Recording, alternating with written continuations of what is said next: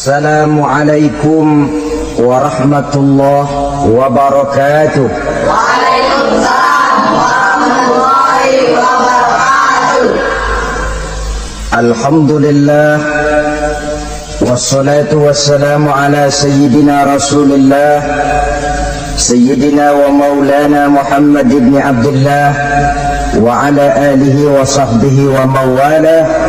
La hawla wa la quwwata illa billah, amma ba'du. Bapak-bapak, ibu-ibu, saudara-saudara kaum muslimin rahimakumullah. Di dalam kehidupan kita sebagai seorang muslim, minimal 5 kali dalam sehari semalam kita mendengar seruan untuk mendirikan solat yang disebut azan.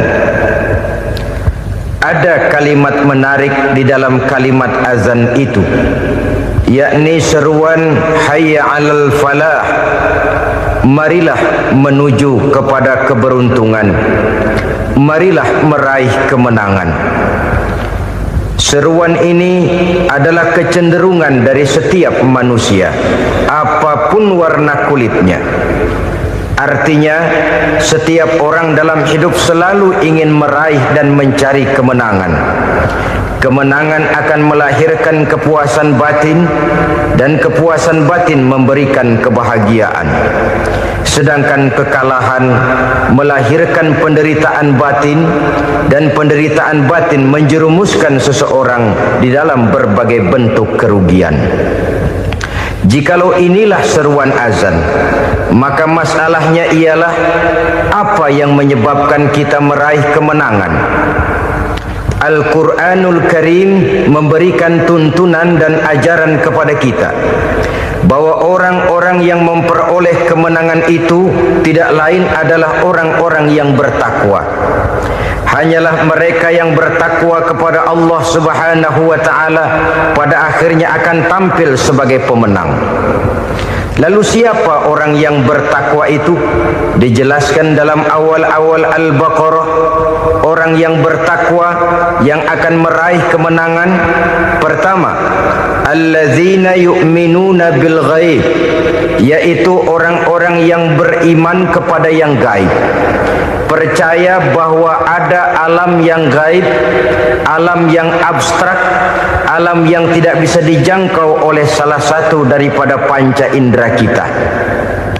Mereka percaya dan beriman kepada adanya malaikat, beriman kepada adanya iblis dan jin, beriman kepada adanya alam kubur, beriman kepada adanya alam mahsyar, beriman kepada adanya alam akhirat, beriman kepada adanya surga dan neraka.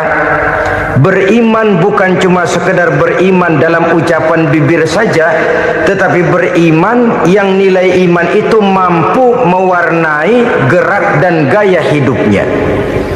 Iman yang meresap sampai ke tulang sumsum, kemudian memberikan dampak positif di dalam kehidupan manusia. Alam, kita tahu, adalah sesuatu yang selain Allah, dan Allah bukanlah alam.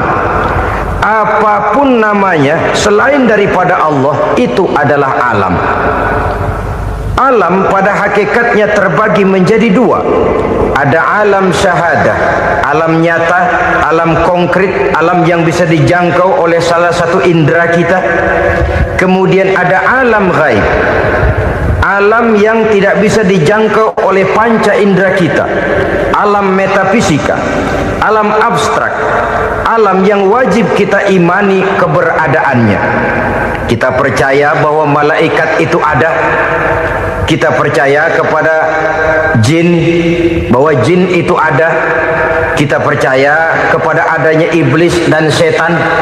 Bukan percaya kepada iblis dan setannya, percaya bahwa iblis dan setan itu ada.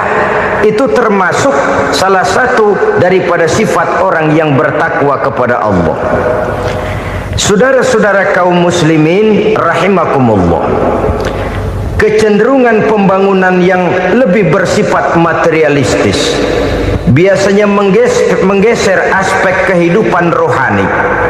Orang berpikir empiri, dan dalam pola pikir yang demikian maka alam gaib tidak lagi mendapat perhatian. Aspek kehidupan yang bersifat rohaniah malah mulai ditinggalkan. Akibatnya terjadilah kepincangan di dalam kehidupan kita. Pernah ada satu pengalaman pribadi dalam perjalanan kembali ke tanah air. Dalam pesawat di sebelah kanan saya duduklah seorang Jerman namanya Heiner Simonsen.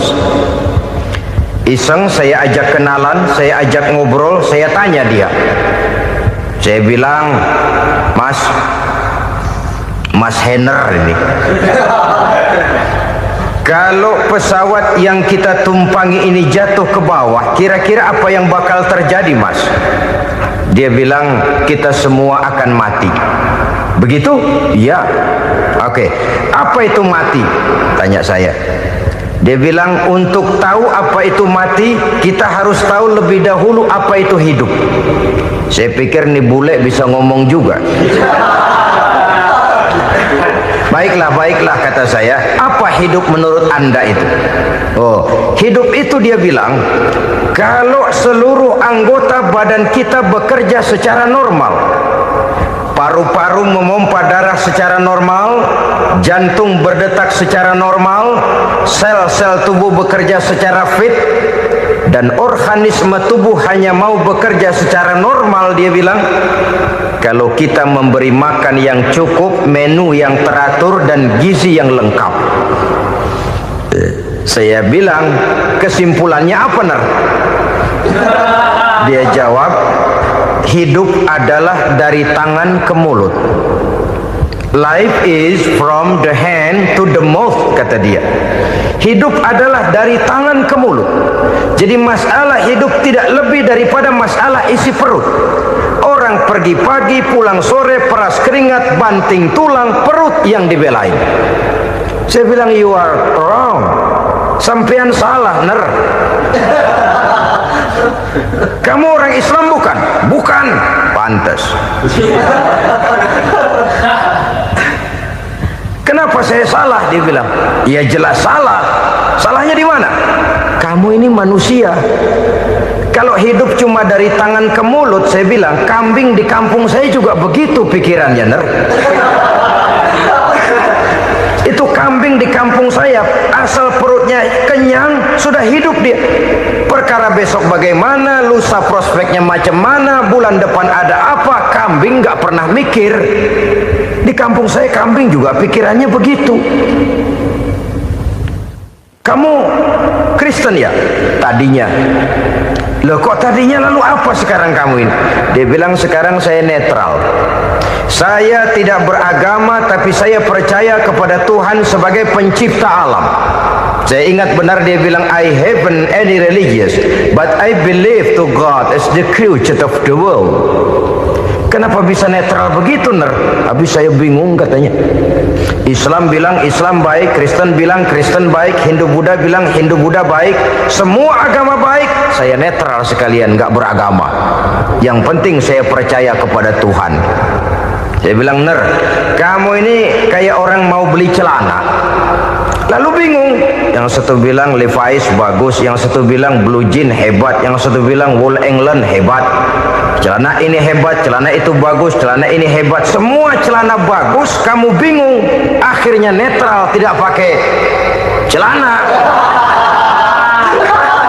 Itu juga salah. Saya pikir-pikir, kemudian saya melihat bahwa dua pola berpikir Heiner ini nampaknya sudah mulai menggejala di lingkungan masyarakat bangsa kita. Disadari atau tidak, secara jujur kita harus berkata, dua pola pemikiran Heiner ini mulai berkembang di tengah masyarakat bangsa kita. Pertama, pola pikir materialisme. Hidup adalah dari tangan ke mulut. Masalah hidup tidak lebih masalah isi perut. Itu yang perlu dibela, dan disitulah arti kehidupan. Pergi pagi, pulang sore, peras keringat, banting tulang untuk mempertahankan perut. Kalau Kalau sudah kemari cara orang berpikir, maka buat apa percaya kepada yang gaib?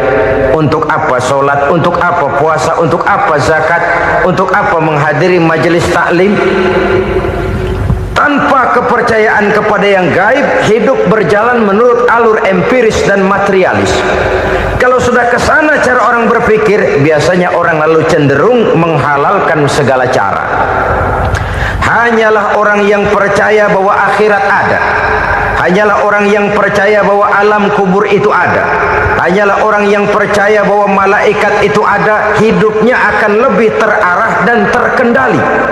Karena kepercayaan kepada yang gaib, yang merupakan fase daripada kehidupan setelah hidup yang sekarang ini, mewarnai gerak pribadi seseorang di dalam dia melakukan kegiatan hidupnya.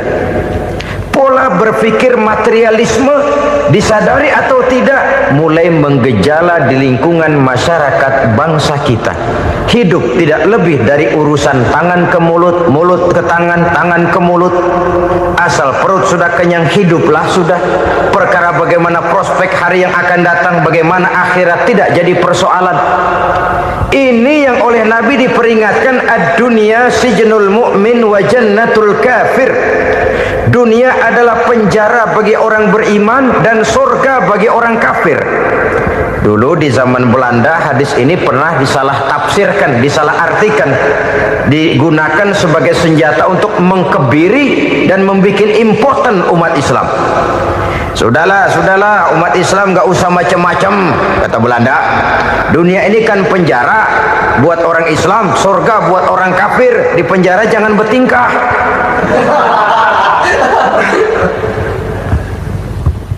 Pengertiannya tidak begitu.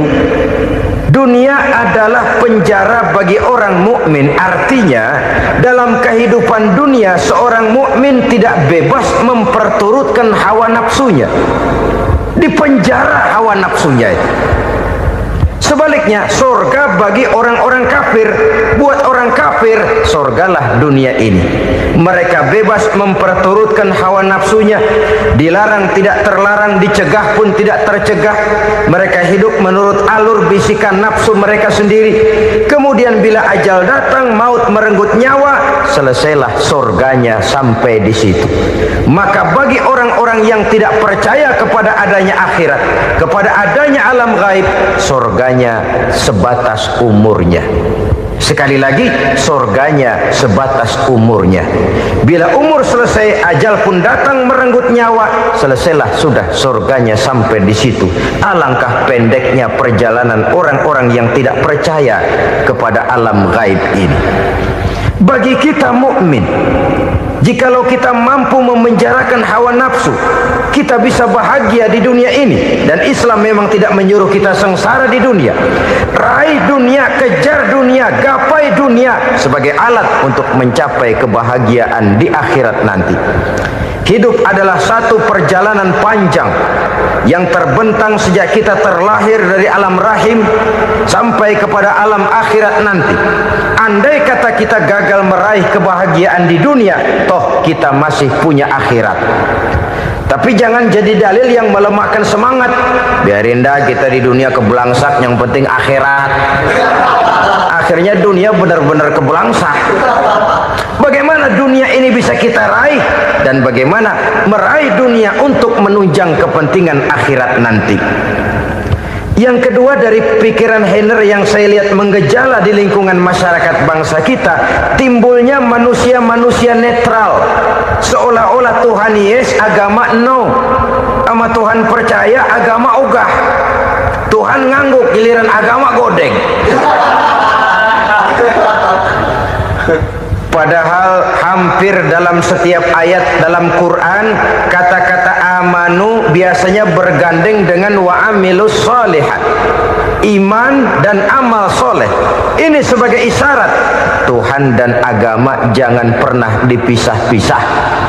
Apabila kita bertuhan, maka kita harus beragama. Apabila kita beragama, maka agama itu harus bersumberkan dari Tuhan yang kita imani itu. Tidak mungkin kita pisah Tuhan yes, agama no. Sama Tuhan percaya tapi agama bikin sendiri. Sembayangnya cukup bengong 2 jam madep ngulon.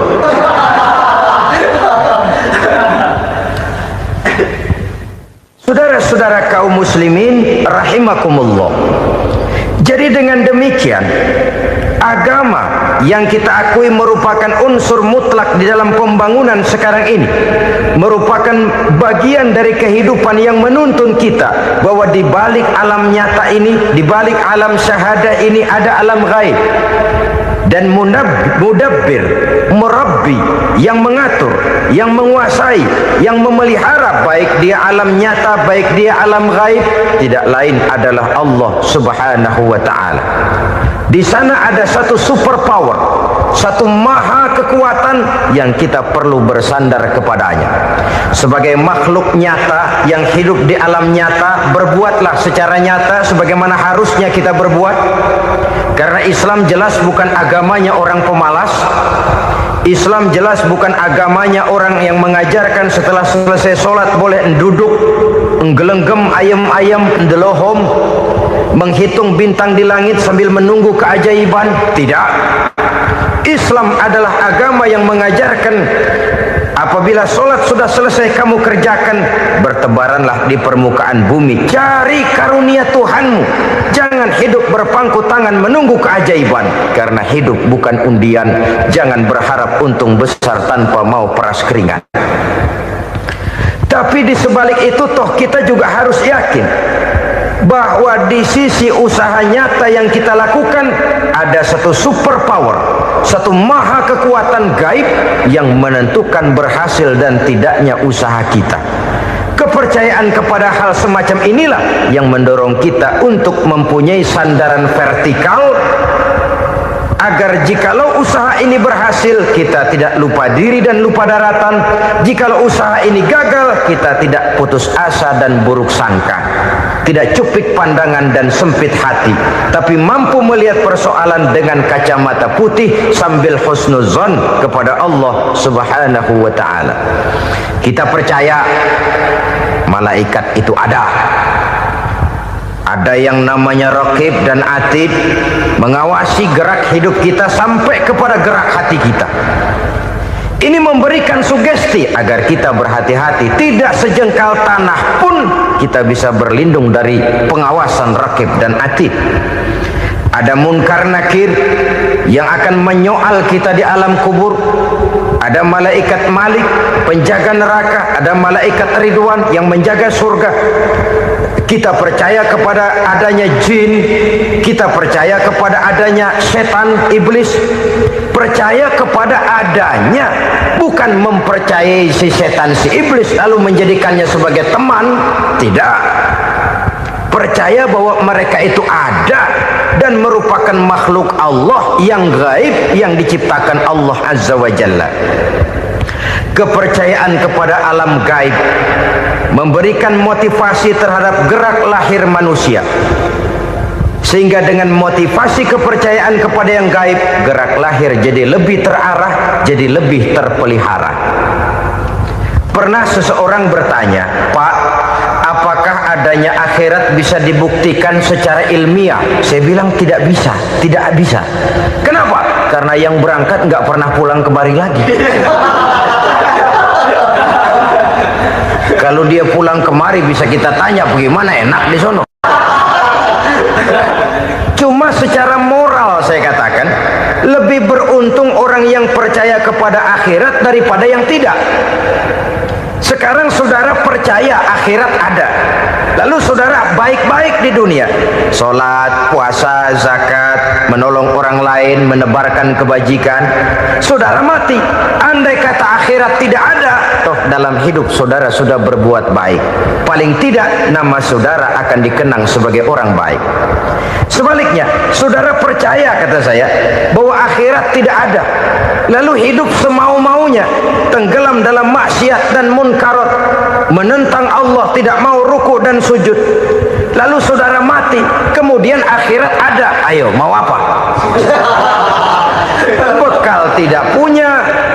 Jadi Jadi secara moral lebih beruntung orang yang percaya kepada adanya akhirat daripada yang tidak percaya.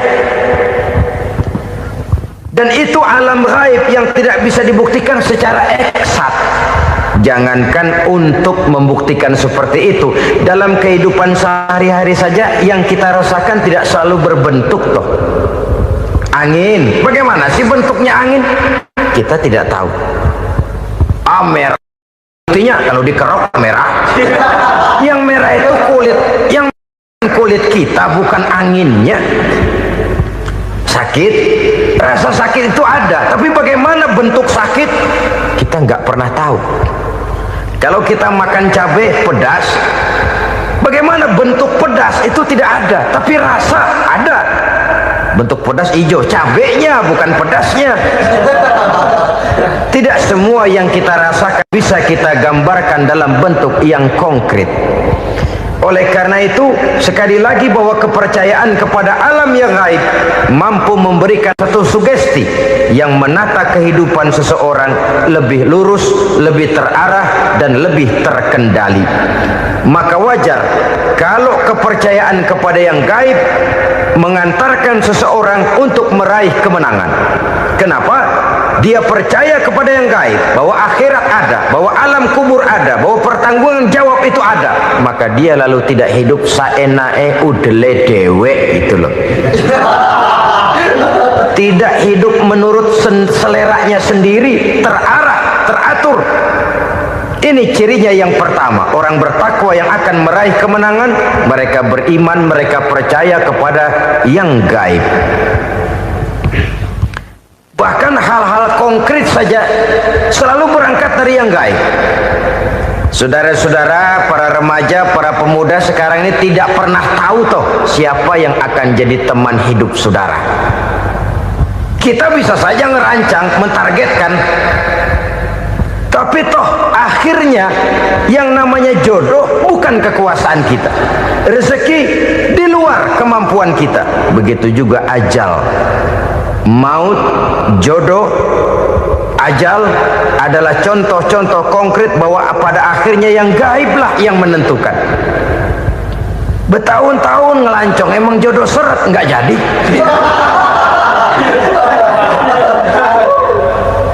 Begitu kenal baru setengah malam nginep ditangkap hansip kan. Hal-hal semacam itu kadang-kadang kita berpikir suuzon, gilet, perempuannya cakep banget, lakinya rebek amat. Memang begitulah jodohnya. Memang begitulah jodohnya. Saudara hadirin ma'asyiral muslimin yang saya hormati, jadi hal-hal yang konkret saja kita yakini sepenuhnya ditentukan oleh satu superpower yang gaib itu tadi. Dari sanalah segala ketentuan itu berangkat dan kesanalah segalanya akan kembali. Maka kepercayaan kepada yang gaib meluruskan gerak hidup seseorang dan itu akan mengantarkan dia kepada meraih kemenangan. Satu. Yang kedua, wa yuqimuna shalah. Orang bertakwa yang akan meraih kemenangan itu adalah orang-orang yang mendirikan sholat. Kenapa sholat mengantarkan orang untuk meraih kemenangan? Yang jelas, inna sholata tanha anil fahsya'i wal munkar. Sholat mampu mencegah manusia dari perbuatan keji dan munkar. Banyak filsafat hidup yang terkandung di dalam sholat ini. Sejak kita wudhu sampai kita menghadap ke arah kiblat, sampai kita melakukan gerak-gerak sholat, bacaan-bacaan yang ada di dalam sholat, lalu sampai kepada mengucapkan salam. Banyak filsafat hidup yang terkandung di dalam sholat. Umpamanya saja, setelah takbiratul ihram mulai kita dengan sholat dalam posisi berdiri, diajarkan dalam kitab-kitab fikih agar kita melihat ke arah tempat sujud. Ini kan filsafat kehidupan. Kalau kamu sholat dalam posisi berdiri, lihat tempat sujud. Jangan sholat mata jelalatan, sebab nanti bisa mengurangi kekhusyuan. Jadi wajar kalau yang dikatakan bahwa yang paling afdol adalah shaf yang di depan. Kenapa? Secara harfiah pengertiannya akan lebih mengundang kekhusyuan. Kenapa? Kalau kita di saf paling depan di masjid umpamanya paling banter kita lihat tembok. Tapi kalau kita saf di tengah atau di belakang, orang-orang di depan kita pun akan kelihatan. Yang bajunya loreng, yang bajunya genggang, yang bajunya macam-macam. Kita lihat, kadang-kadang kita pikirin, ada yang bajunya bolong. Kita sholat tapi dalam hati, nih orang bajunya robek yang nggak tahu apa. Ada saja hal-hal yang mengusik kekhusyuan kita. Oleh sebab itu diajarkan dalam posisi berdiri, lihat, arahkan pandangan matamu kepada tempat sujud. Ini kan filsafat kehidupan. Maksudnya apa? Kalau lagi diri lihat dong tempat sujud. Kalau udah di atas ingat dong sama yang bawah. Kalau sudah tinggi ingat dong dari mana kamu berangkat. Kalau sudah berkuasa bantu dong yang lemah. Kalau sudah kaya santuni dong yang miskin. Kalau sudah alim bimbing dong yang awam. Ini filsafat kehidupan. Dalam posisi berdiri kau lihat tempat sujud. Ini akan melahirkan kepekaan sosial di mana seseorang mau tahu kepada orang lainnya. Bagaimanapun kaya kita, tinggi pangkat dan jabatan kita, jikalau hidup hanya untuk kepentingan perut sendiri saja, rasanya belum membawa manfaat di dalam kehidupan kita. Tapi efek yang tertinggi sesungguhnya, solat mencegah manusia dari perbuatan keji dan munkar. Perbuatan keji dan munkar walaupun kelihatannya mendatangkan uang, membawa keuntungan, tapi itu keuntungan semu, keuntungan sementara. Dengan menipu orang lain kita bisa dapat untung, tapi tidak membawa berkah. Dan itu adalah kerugian besar dalam kehidupan kita. Maka untuk meraih kemenangan harus dimulai dengan membentuk kepribadian yang tegar, memiliki sandaran vertikal yang langsung kepada Allah Subhanahu wa ta'ala. Dan itu hanya bisa kita tempuh melalui jalur ibadah formal yang sudah ditentukan Allah, yakni solat yang 5 waktu. Untuk memperkuat itu ada solat-solat sunnah, rawatib, nawafil, sebagai terminal-terminal kontrol cadangan untuk memelihara stabilitas temperatur batin di dalam kita berhubungan dengan zat yang maha gaib, yaitu Allah Subhanahu wa ta'ala. Orang sering bertanya, Pak, itu tetangga saya nggak sholat, duitnya nggak habis-habis, Pak. Nggak sholat tapi mobilnya tambah terus, nggak sholat tapi usahanya makin maju. Tapi di sisi lain ada orang yang rajin sholat, rezekinya butak bener. Anaknya mana kurus, mana korengan. Saudara hadirin ma'asyiral muslimin rahimakumullah. Harus saya katakan bahwa solat memang bukan untuk cari duit. Solat adalah sandaran vertikal kita kepada Allah.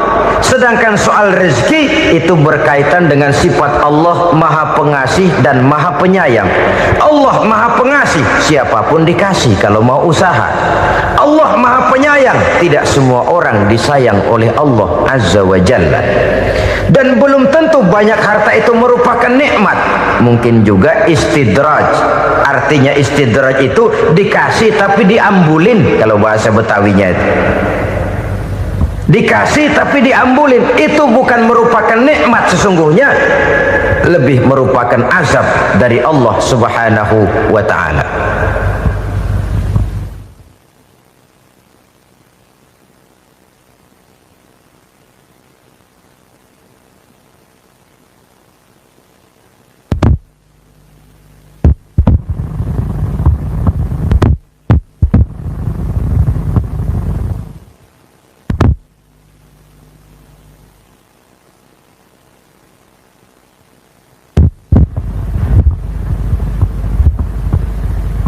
Agama mempunyai sistem solat, dan kita umat Islam telah dituntun oleh Allah Subhanahu wa ta'ala yang wajibnya 5 kali dalam sehari semalam mendirikan solat, dan itu tentu berada dalam jangkauan kemampuan manusia. Pada awalnya barangkali kita memang merasa sholat itu satu kewajiban, tapi semakin kita hayati makna, manfaat dan filsafat yang terkandung di dalam ajaran sholat, semakin sampai kita kepada keyakinan bahwa sholat adalah keperluan kita. Sehingga pada waktu tertentu dinilai puncaknya, kita tidak lagi akan berkata saya wajib sholat, tapi kita akan berkata saya perlu sholat. Kalau kita sudah merasakan itu adalah keperluan kita, nah di sanalah kita baru akan merasakan ruginya kalau hal itu tidak kita laksanakan. Sepanjang kita masih berkata saya wajib sholat, kita akan lebih merasakan dia sebagai beban ketimbang sebagai keperluan. Yang jelas Allah tidak memerlukan ibadah yang kita laksanakan ini. Dengan kata lain, andai kata satu dunia penuh ini orang tidak ada yang sholat satu pun, Allah tidak akan turun dari jabatan Tuhan. Jangan lalu berpikir kalau kita ngambek se-RW kagak sembahyang Tuhan tekor kali ini ya. Tentu tidak. Itu perlunya kita, bukan perlunya Allah. Dan pada induknya kita akan berkata saya perlu agama. Kalau secara induk kita sudah memerlukan agama, maka konsep-konsep yang ada di dalam ajaran agama itu pun adalah juga merupakan keperluan kita. Baik dia bernama sholat, baik dia bernama puasa, baik dia bernama zakat, baik dia bernama haji, seluruhnya adalah keperluan kita. Dan sesuatu yang kita perlukan apabila tidak kita laksanakan akan melahirkan kerugian di dalam kehidupan. Jangan heran kalau kita membaca riwayat perjalanan hidup para salafus soleh, orang-orang soleh. Ada yang tahajud sampai 100 rakaat, ada yang sholat malam kakinya sampai bengkak. Kita sekalinya bengkak biri-biri. Ada yang sholat membaca surah dalam Al-Quran sampai khotam Quran. Kok mau? Mereka sudah merasakan itu keperluan. Itu saja soalnya. Satu saat pun jikalau kita merasa bahwa itu keperluan saya, kita pun akan melaksanakan seperti itu. Keperluan saya dalam kehidupan. Inilah yang kedua. Yang ketiga, orang bertakwa yang akan meraih kemenangan itu wa mimma razaqnahum yunfikun. Mereka membelanjakan sebagian daripada rezeki yang diberikan Allah kepada mereka. Mereka infakkan di jalan Allah. Ada satu dialog menarik. Satu hari seorang anak muda bertemu dengan seorang kakek-kakek yang sudah dikenalnya baik. Bertanyalah anak muda ini, "Kek, umur kakek berapa tahun?" 15 tahun, kata si kakek. "Anak kakek berapa orang?" 1. "Harta kakek berapa banyak?" 15 juta. Si anak muda ini bengong, lalu protes, "Kok kakek bohongin saya?" "Kenapa?" "Saya tahu umur kakek 70 tahun. Kenapa ngaku 15? Saya tahu anak kakek 5. Kenapa bilang 1? Saya tahu kakek miliuner, miliaran uang kakek. Kenapa ngaku cuma 15 juta? Begini, kata si kakek tadi. Benar, umur saya 70 tahun. Tapi dari umur yang 70 tahun itu baru 15 tahun terakhir ini saya merasakan ibadah kepada Allah. Meninggalkan maksiat, jauh dari segala macam munkarat. Maka yang 15 tahun inilah yang benar-benar saya rasakan sebagai umur saya. Benar anak saya 5, tapi yang 4 susah diatur.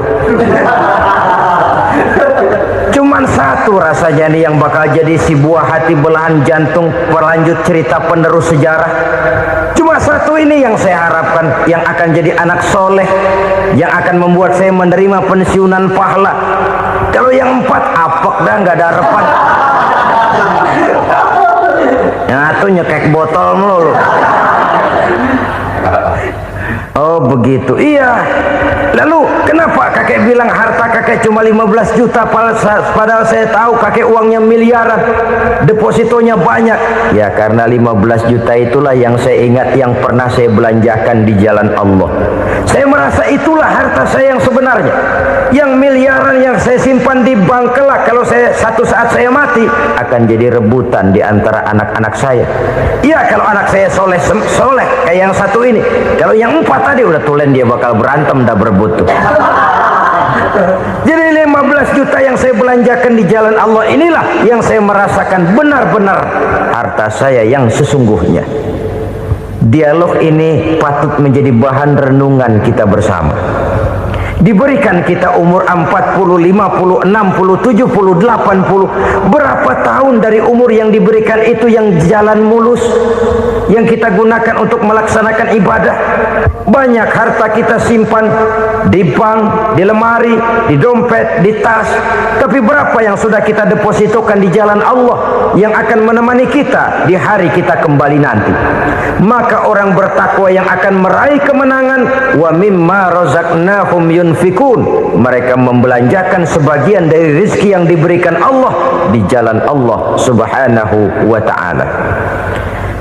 Ma'asyiral muslimin rahimakumullah. Zahirnya memang kita memberikan kepada orang lain, tapi hakikatnya kita menyimpan untuk diri kita sendiri. Kita memberikan kepada yatim piatu 25.000. Zahirnya kita memberikan si yatim, hakikatnya kan kita cuma nyimpan.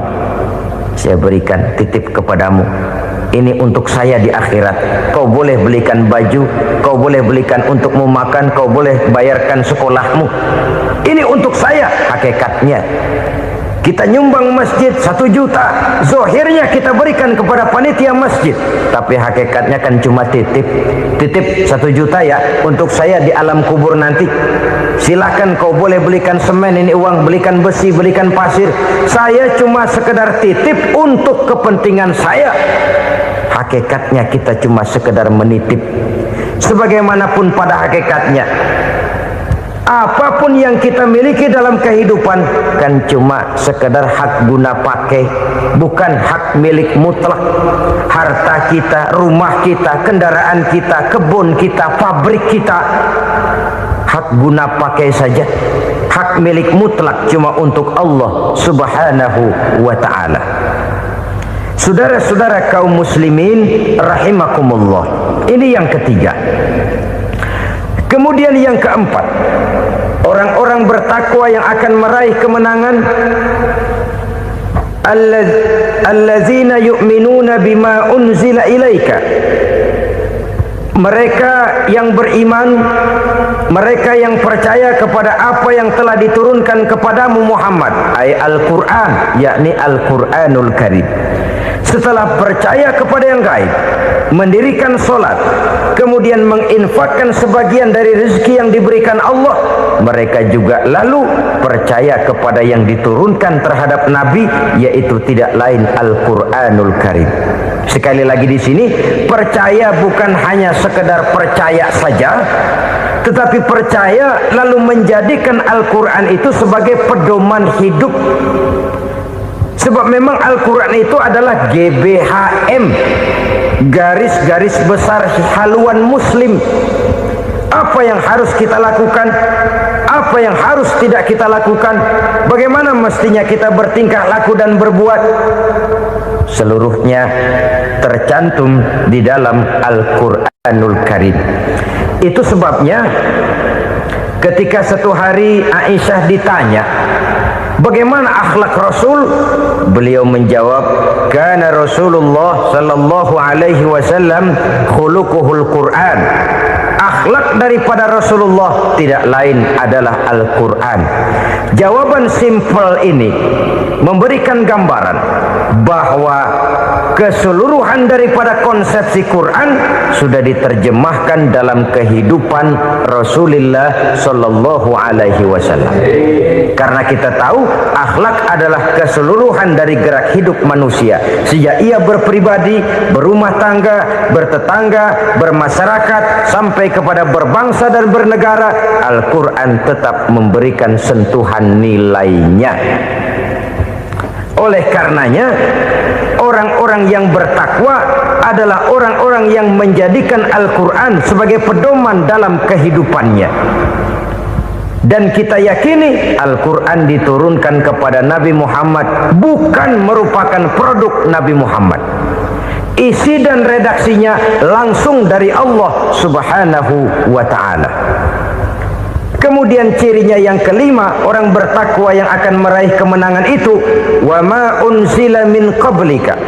Tidak hanya sekedar percaya kepada yang diturunkan terhadap Nabi Muhammad yaitu Al-Quran, mereka juga percaya kepada apa yang pernah diturunkan kepada para nabi, kepada para rasul sebelum Nabi Muhammad.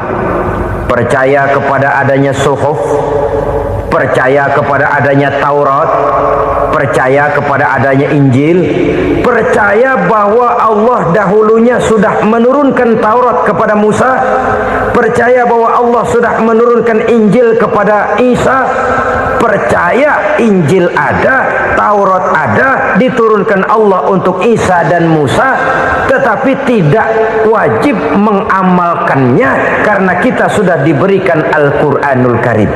Ini yang perlu saya garis bawahi. Kita percaya Allah telah menurunkan Injil dahulu kepada Isa. Kita percaya bahwa Allah telah menurunkan Taurat dahulunya kepada Nabi Musa. Kadang-kadang ini dijadikan dalih, dikacaukan pengertiannya. Quran saja mengajarkan bahwa orang yang bertakwa harus percaya kepada Injil, maka pakailah Injil. Apalagi kalau ayat sebelumnya ditilap, dihapus, dihilangkan, Injilnya yang ditekankan, maka akan terjadilah penekanan yang salah arah. Karena salah arah akhirnya bisa merusak dan menghancurkan akidah. Ketika Rasul suatu saat pernah ditanya orang, "Ya Rasul, bagaimana sikap kita sebagai muslim terhadap Injil yang ada sekarang?" Beliau menjawab, "La tukadzibuhu jami'an wa la tusaddiquhu jami'an." Jangan didustakan seluruhnya, jangan juga dibenarkan semuanya. Artinya, ini sudah merupakan gambaran dari Rasul bahwa dalam Injil yang ada sekarang masih ada ajaran-ajaran tauhid yang dibawa oleh Nabi Isa dan diajarkan kepada umatnya. Tapi juga dalam Injil yang sekarang ini sudah terkena intervensi dan investasi manusiawi. Karena itu Rasul menyimpulkan, la tukadzibuhu jami'an wa la tusaddiquhu jami'an. Jangan didustakan semua, jangan dibenarkan seluruhnya. Kita memang percaya Allah telah menurunkan Injil kepada Nabi Isa dulu, tapi kita tidak wajib mengamalkan Injil. Kita percaya Allah telah menurunkan Taurat kepada Nabi Musa, tapi kita tidak wajib mengamalkan kitab ajaran Taurat. Yang wajib kita percayai dan kita amalkan hanyalah Al-Quranul Karim. Kenapa? Oleh karena baik yang ada di dalam Taurat, baik yang ada di dalam Injil, tentu tercakup di dalam Al-Quran sebagai kitab terakhir yang diturunkan oleh Allah Subhanahu wa ta'ala. Dan itu wajar. Kalau seorang pejabat mau mengeluarkan satu keputusan baru, tentu dia harus meninjau keputusan-keputusan lama. Andai kata dianggap tidak berlaku, dianggap tidak relevan lagi, maka keputusan-keputusan lama itu tentu sudah dianggap tidak berlaku. Sebagian daripada aturan-aturan dalam keputusan lama yang masih dianggap relevan tercantum dalam keputusan baru yang wajib diamalkan. Begitulah hubungannya antara Al-Quran, Taurat, Zabur, dan Injil. 4 kitab samawi yang diturunkan Allah masing-masing kepada Zabur untuk Nabi Daud, Taurat untuk Nabi Musa, dan Injil untuk Nabi Isa alaihi wassalatu wassalam. Ketiga-tiga kitab itu kita percayai adanya. Kita yakini Allah telah menurunkan Zabur, Taurat, dan Injil. Tapi kita tidak wajib mengamalkannya. Yang wajib kita mengamalkannya sekarang ini tidak lain hanyalah Al-Quranul Karim saja. Karena ia mencakup apa yang ada di dalam Zabur, apa yang ada di dalam Taurat, dan apa yang ada di dalam Injil. keotentikannya bisa dipertanggungjawabkan. Ya, tapi kan Nabi Muhammad sudah mati 14 abad yang lalu, dan di zaman beliau Al-Quran kan belum dikodifikasikan, belum ditulis. Bagaimana keotentikannya bisa dipertanggungjawabkan? Mudah saja. Allah berjanji, inna nahnu nazzalna dzikra wa inna lahu lahafizun. Kami yang menurunkan Al-Quran dan kami yang akan menjaga dan memeliharanya.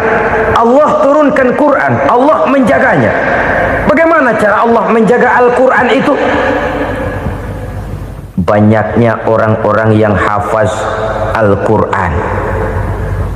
Hafaz Al-Quran 30 juz, 114 surah, 6.666 ayat. Sehingga jangankan satu kata, jangankan satu ayat, satu kalimat saja berubah sudah akan timbul reaksi dan mudah dimengerti. Kenapa? Banyak orang-orang yang hafaz Al-Quran. Sedangkan pada setiap akhir tahun biasanya malaikat Jibril selalu mengadakan checking terhadap ayat-ayat yang diturunkan pada waktu itu. Di zaman Nabi sendiri sudah ada usaha kodifikasi.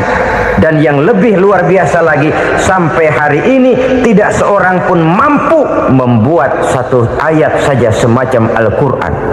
Ke bahasa manapun dia diterjemahkan, naskah aslinya tetap ikut, rujukan dasarnya tetap ada.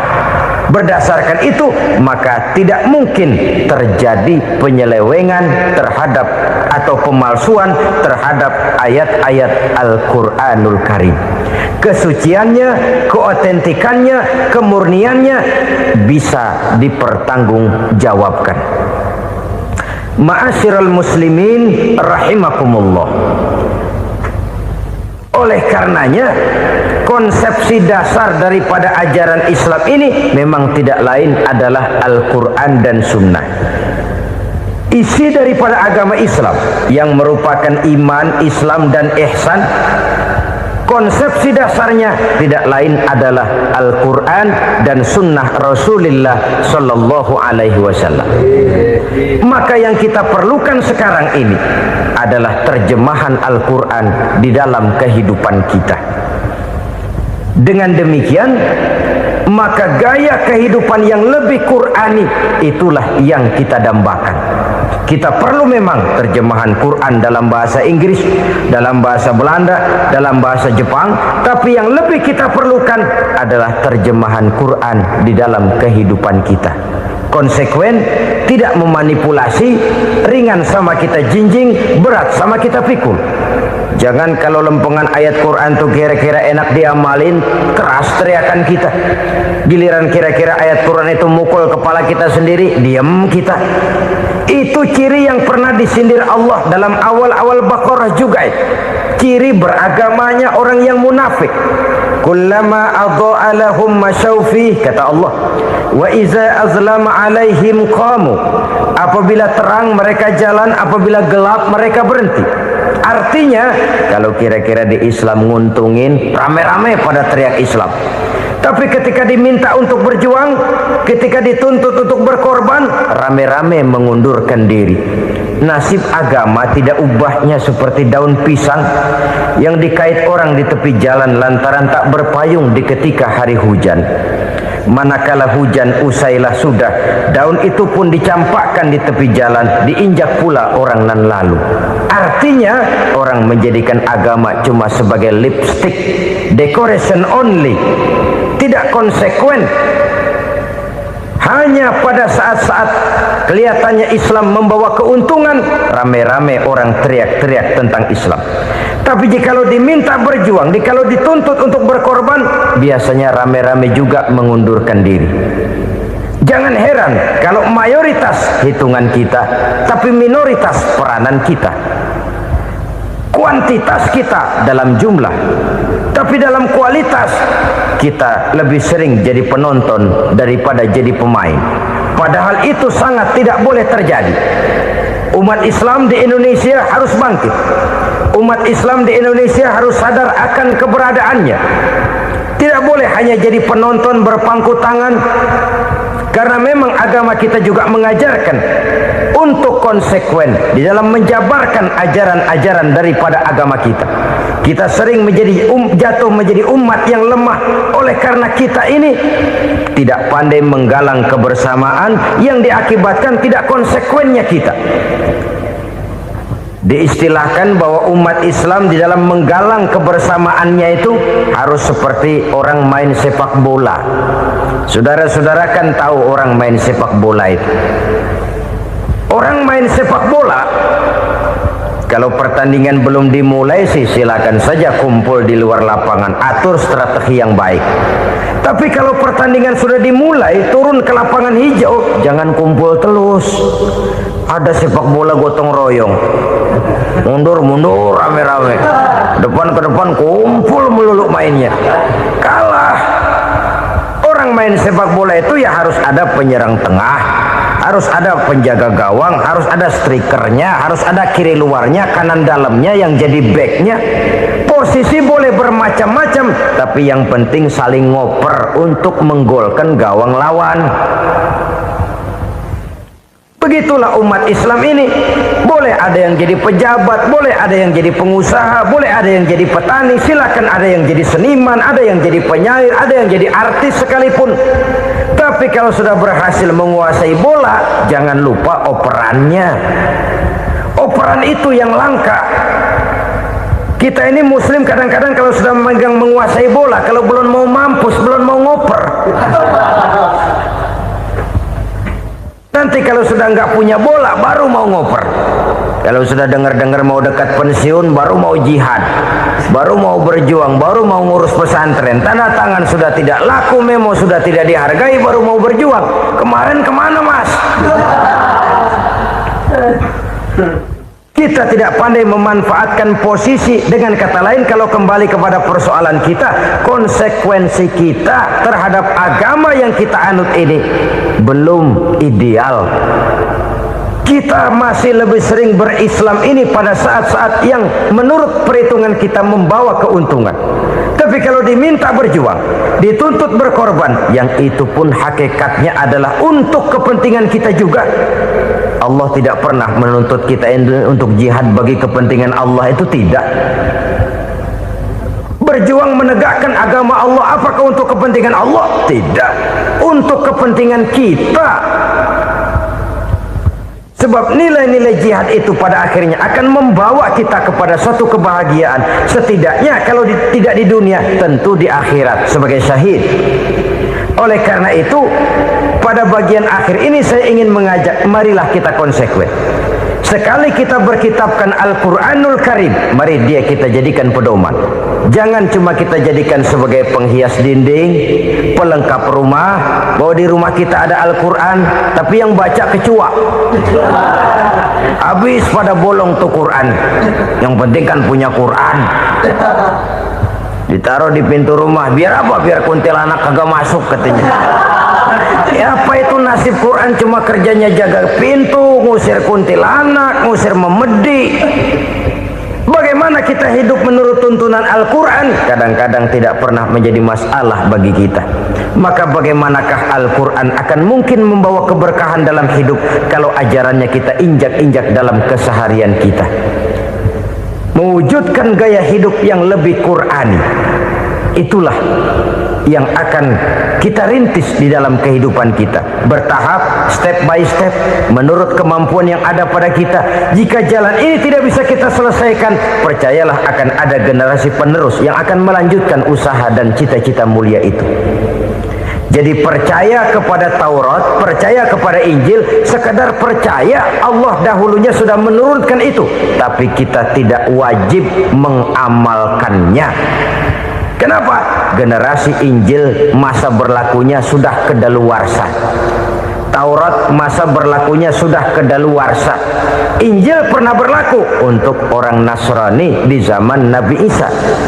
Taurat pernah berlaku untuk orang Yahudi di zaman Nabi Musa. Setelah generasinya berlalu, datang Rasul penutup yang membawa Al-Quranul Karim. Maka Al-Quran itulah yang berlaku menjadi pedoman sampai hari akhir nanti. Jangan jauh dari Al-Quran, karena apabila ini kita lakukan, maka kita akan kembali kepada satu gaya hidup yang jauh dari tuntunan agama, dan itu artinya kita akan semakin jauh untuk meraih kemenangan. Saudara-saudara kaum muslimin rahimakumullah, yang keenam, yang terakhir, orang-orang bertakwa yang akan meraih kemenangan itu wabil akhirati hum yuqinun. Mereka percaya, mereka yakin seyakin-yakinnya akan adanya hari akhir, di mana seseorang akan mempertanggungjawabkan seluruh perbuatannya di dalam hidup ini. Dan tidak ada satu perbuatan yang bagaimana kecilnya sekalipun yang tersembunyi dalam pandangan manusia yang tidak akan dibukakan persoalannya di mahkamah Qadi Rabbul Jalil di akhirat nanti. Itulah sebabnya maka percaya kepada akhirat disebut secara khusus. Padahal di awal tadi sudah dijelaskan yu'minuna bil ghaib, percaya kepada alam gaib, dan alam gaib ini termasuk akhirat. Kenapa pada bagian akhir disebut lagi akhirat? Karena ternyata bahwa kepercayaan kepada adanya akhirat merupakan induk dari kepercayaan terhadap adanya malaikat, setan, jin, dan lain sebagainya, dan akan lebih memberikan sugesti dalam kehidupan manusia untuk meluruskan gerak hidupnya. Jikalau satu saat tergerak hati akan berbuat kejahatan, ingin mencuri, sadarlah, awas ada akhirat. Sebab kalau kita cuma teriak awas ada polisi, itu cuma tertunda sementara, begitu polisi meleng embat. Kalau kita ingin berbuat jahat cuma berteriak awas ada hansip, cuma sementara, ketika hansip itu ada. Tapi kalau ceritanya awas ada akhirat, mau menyeleweng awas ada akhirat, mau berjudi awas ada akhirat, mau mencuri awas ada akhirat. Keyakinan yang akan meluruskan gerak hidup manusia sehingga gerak itu jadi lebih terarah dan terkontrol, tidak merugikan baik diri sendiri, lebih-lebih orang lain. Ternyata bahwa kepercayaan kepadanya adanya hari akhirat sanggup menjadi sumber daya kontrol dari kehidupan manusia, sehingga ia tidak terjebak dalam perbuatan maksiat dan munkarat. Saudara-saudara kaum muslimin, inilah saja yang kita bicarakan pada pertemuan kali ini. Semoga Allah Subhanahu wa taala memberikan kekuatan zahir dan batin kepada kita untuk dapat meraih kemenangan dengan beriman kepada yang gaib, mendirikan solat, membelanjakan sebagian dari rezeki yang diberikan Allah, percaya kepada Al-Quran, beriman kepada kitab-kitab yang diturunkan sebelum Al-Quran, lalu meyakini adanya hari akhirat. Terima kasih atas segala perhatian, mohon maaf atas segala kekurangan. Usikum wa nafsi bitaqwallah. Wassalamu alaikum warahmatullahi wabarakatuh.